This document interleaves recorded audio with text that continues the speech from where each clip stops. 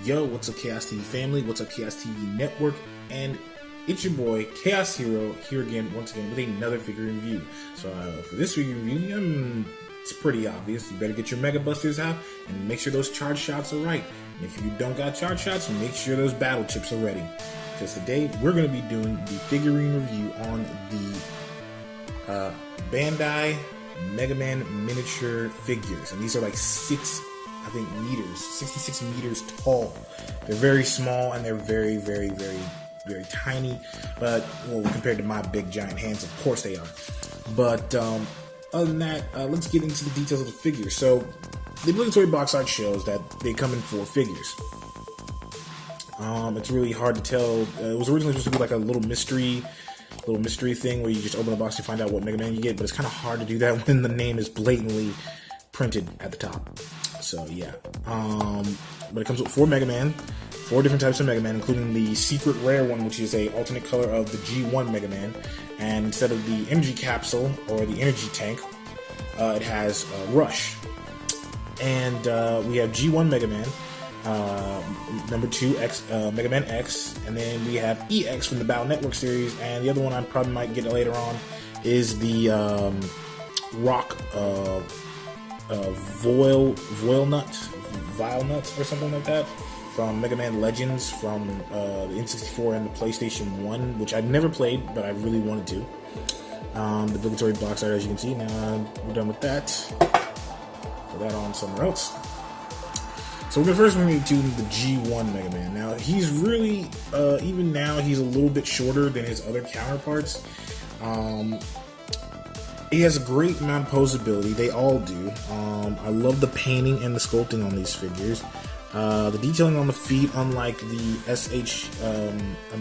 D-Arts or the Soul Dragokin or D-Arts, SH Figure Arts, feet are not very detailed, but they're not detailed at all. But other than that, like, they got everything down. The posability is somewhat okay. You get a little bit of a ball joint right here at the shoulder. If you really turn gently enough, you can get a wrist swivel right here. These parts do fall very easily. They do come. This thing does come dismantled when it is being taken out of the package. The hand is not there. You have to. Well, the hand is. Well, yeah, the fist is separate, and it also comes with an open hand, so you can hold this Mega Buster and you can put him in various poses. Like I said before, it comes with a clear see-through collectible, which is the energy tank in the original games. The only thing I don't kind of appreciate is the fact that this figure is the only figure that has a very, very angry face. Like, every other figure has a standard face except for this one, which is kind of weird. You get posability in the knees. You can use the ball joint on the thigh to make some decent poses. It does come with a waist swivel, so the torso can move back and forth, but I really wouldn't try it. It's too twisted so far. Same thing with the other Buster arm. It does have some posability. Knee can bend up that far, and basically the entire ankle is on a ball joint, so you get some decent range of movement over there. But like I said, other than that, this is a really good figure. And to the rest of the figures, we have X, which is one of my favorites because he has some decent posability. He actually has more posability than his other counterparts, except for the shoulder pads, which are kind of loose, but they're on a hinge joint, I believe. Elbows can bend on a hinge joint. Fist is on a, well, it's not on a, it's more of a swivel if you can get the swivel off. I don't know. Torso is on a decent slight ball joint, so it can make some torso movement. I don't know, but it has the swivel. Head on a ball joint, so it can look up that far and look down that far, so you can get some great posability with that. Hinge joint with the elbow. Right and left leg, same thing as the first one. Posability, not much detail on the feet. Painting and sculpting on this one is really, really good. Even for a small figure, these are really good painting and sculpting. Then we're going to go to my favorite, my personal favorite, the Battle Network series, which has a decent bit more posability due to its design to his design. You get some posability elbows. Arms do have a swivel joint, but you might want to be careful because they will fall off. Yeah, get that back in there. It's hard to get him back in there. There you go. I don't know why the head is bigger than the body, but normally his head is not that big. It really isn't. But it's on a ball joint. The painting and the sculpting on this one is really, really detailed too, and I kind of like it. There are some parts where it feels like the paint kind of runs off on it, like around the head and the ear parts right here, but it's nothing really to complain about. Same kind of movement on a ball joint with the feet. You get a little bit of a toe pivot, but it's not something that you can see. And that's it. And for their extra accessories, you have the dash effect for Mega Man X's dash step. He does come with an open hand as well for his Buster Blaster, and so does EX. And EX comes with another accessory, a stand for whatever reason. I don't know why. These all can stand just perfectly in posing.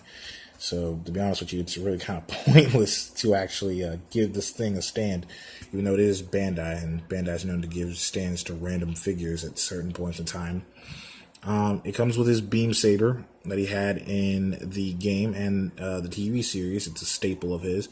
And if you're not using that, you can just sit this little thing here, and you can also take this part right here off of his Buster gun. Took the arm off there. But you can remove this tab right here from the gun. I didn't mean to take his whole entire arm off. And pop that back into him. Then you grab the beam saber. Put that down and plug this gently into his arm, and there you have it. Now he has his signature beam saber. So, yeah, so you can cha and all that stuff. But yeah, this is a really good figure. He does get a waist swivel and a little bit of more articulation in the waist department than the other ones, which is kind of unique. But other than that, I can't do really any good size comparison because all my other figures are basically put up, and I can't really get to them. Sorry about that. Give him a shot. But if you want me to do a size comparison, let's do the Collectibles Burger King Pokemon Nidoking. As you can see, Nidoking is very short compared to these guys, so these are really the same size and same height. They're very small. I would keep reach out to children, but if you are a collector of Mega Man and you're a fan of his work, then by all means, like I said, this is a good figure collection that you should try to build. And especially it's a little neat one because they are miniature figures, and they're literally miniature figures that you can pose, which make them really worthwhile and worth the money. They're about like $14 on average. So that's $15 plus tax. Altogether, I do not know how much they are, but in all honesty, it's really worth it if you want to get the money for it. If you have the money for it. But in that, it's your boy Chaos Hero, and I just stepped out of Chaos to show you another figurine review. Also, be sure to check out my tutorial on how to link summon in the link summon era. It should be coming up pretty soon, so be staying tuned to that. All right, peace.